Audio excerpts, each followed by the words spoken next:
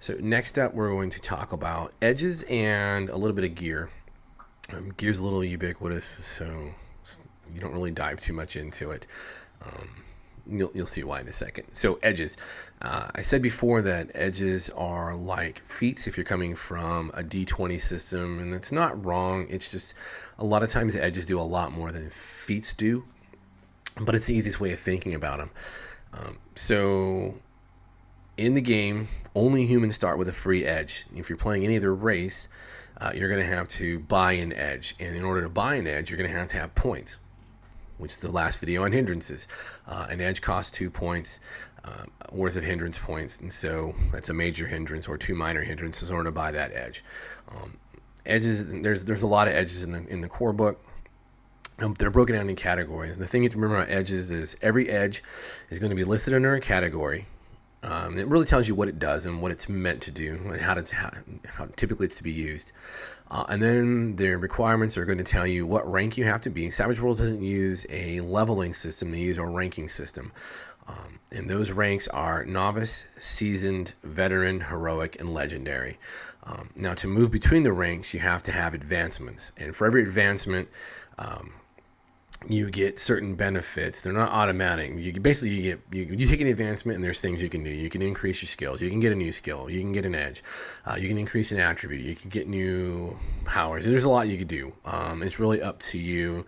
And if you're following along with the videos, you're realizing that there's starting to be this amazing give and take in Savage Worlds. If you control your character's destiny, if you want to be tough, you're not going to do it automatically. It's up to you to be tougher. If you want to be smarter, it's up to you. If you want to be better at something, it's up to you. You want to fight better, it's up to you. It's not automatic.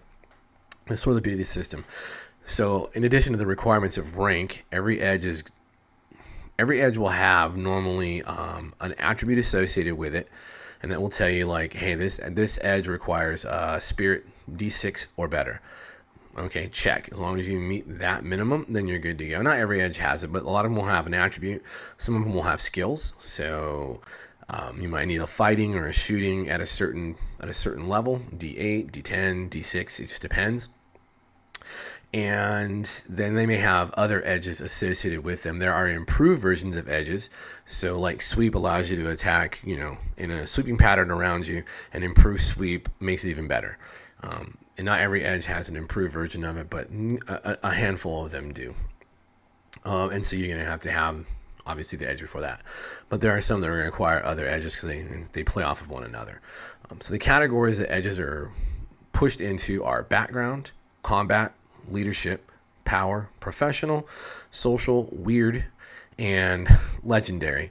So background edges are the kind of how did you come up, what influenced your character. You don't have to only take them during character creation. It's highly used that way, but there's no reason why you couldn't, like say Rich. Rich is a background edge, but if you were 4 or 5 advancements into your character, some people aren't comfortable with it, but I would say, oh, Rich, well, you had a windfall inheritance. And let's talk about that, and we'll get into that. And that's how you can get some background edges. As long as you have a plausible deniability of why the edge is now coming into play, and you didn't initiate your character with it, then it's usually fine. Combat edges are straightforward. They turn you into a brutal killing machine of a wire ride, and they cover everything you could think of doing in combat, turning your fists and feet into lethal weapons with martial arts, long sweeps, shooting well. There's a lot of combat edges. Leadership edges are very cool edges when used correctly because they allow you to facilitate a better control of the battle space. Some of them are like sharing your bennies with your allies, common bond. And that's a very important edge to have. If you think of old 4th edition, the Warlord character class, it's the idea of those leadership edges and you think about how that class functions. That's how these leadership edges can work. Making your allied extras tougher, making everyone around you better, making things easier to do. That's a leadership edge. And some of them are very, very handy. Power edges are around the arcane backgrounds. Now, an arcane background edge, to obtain an arcane background, is actually a background edge. And that just anyone can take one unless there's something weird with the setting that the GM is doing, but as written, you could literally be the elf sword fighter blade singer that has arcane background magic, and it's how you're designing your character. It's all you control. You control everything about it. Power edges are more about augmenting characters who have arcane backgrounds. Things like new powers, more power points. It's just some really odd edges to increase the power. Holy Warrior. I'm trying to think of what other cool ones there are. There's a handful of them that are in there, but you get the idea of where they go and what they're for. And again, it's going to be for people with just arcane backgrounds, almost always. Next up are professional edges, and these are the edges of they add to your character's skills and trait or attributes in ways of like, well, what do you professionally, how do you orient? These aren't character classes. These are just, again, it's a feat that might give you a +2 to thievery because you took the thief professional edge, or a woodsman, so you're better at survival roles because you know how to track. You're an ace pilot, things like that. So professional edges are oriented towards an actual profession that gives you bonuses to your roles. Social edges are just how they sound. They help out when you're in social situations. Savage Worlds uses a special, not always, but you can do just regular persuasion and intimidation checks. But there is a social combat built into Savage Worlds, where you can try to influence other parties, like a king, to help support an army, things like that. And there's some comparative roles that go in there, and token building and counting, and so that's where the social edges also come into play. But yeah, in general, social edges are very helpful in trying to influence and win hearts and minds. Weird edges are weird as in their oddities.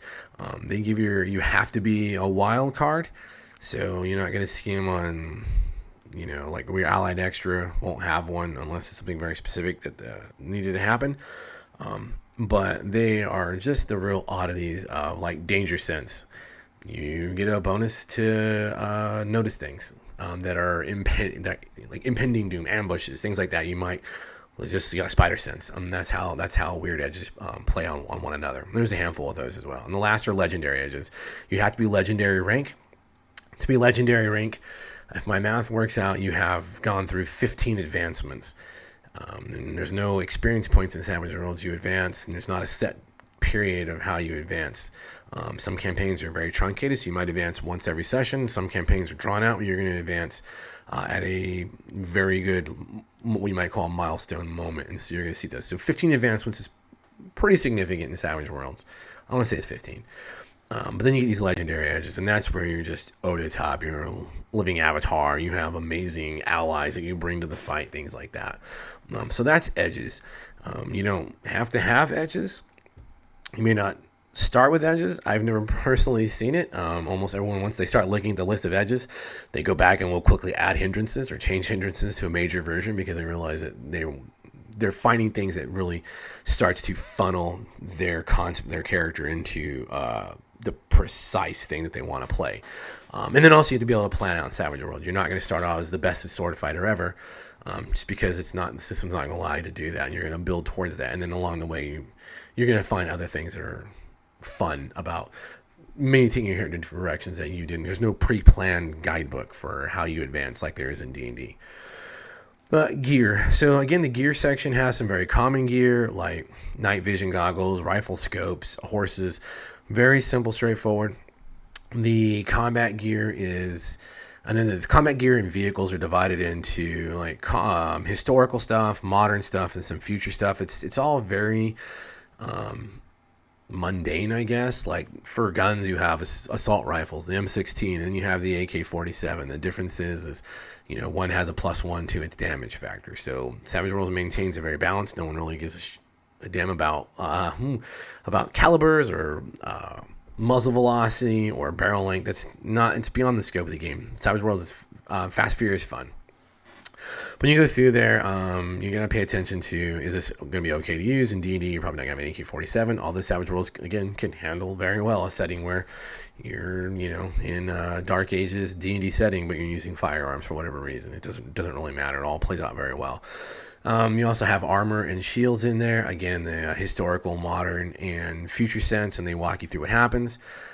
Armor can be the chest, the head, the arms, the legs. Because of called shots that can become important. and because it calls to do a tremendous amount of damage to a body part. Armor adds to your toughness, but there are armor-piercing weapons. So some even ancient weapons have an armor-piercing factor, like bows. Modern weapons, firearms have armor-piercing factors, and so when you look at the rules and you start playing, you'll see how that plays into it. It also has a weight and a cost. Weight's important for obvious reasons, but they also have a minimum strength. If you don't meet the minimum strength, you're going to be using the weapon at a penalty instead of as intended. Same thing for armor. Armor has a minimum strength, and if you don't meet that, then you're also going to be very miserable in your rolls until you get right with minimum strength Jesus. And that's the big one. The vehicles are in there, tanks, cars, jeeps, jet fighters, anything you can think of, massive battleships. Because the gear section also sort of blends into the using vehicles, firing missiles, doing chases, things like that. Well, that's the big ones for edges and gear. And outside of some of the follow-on, those are the big sections on what you need to do. Oh, your gear also starts. You start with normal Savage Worlds. You start with 500 something dollars or credits or whatever the world is calling it. 500.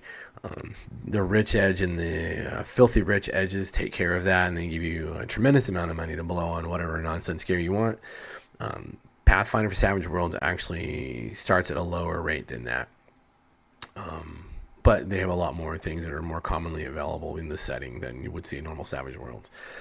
But yeah, that is it. Thanks again, and stay savage.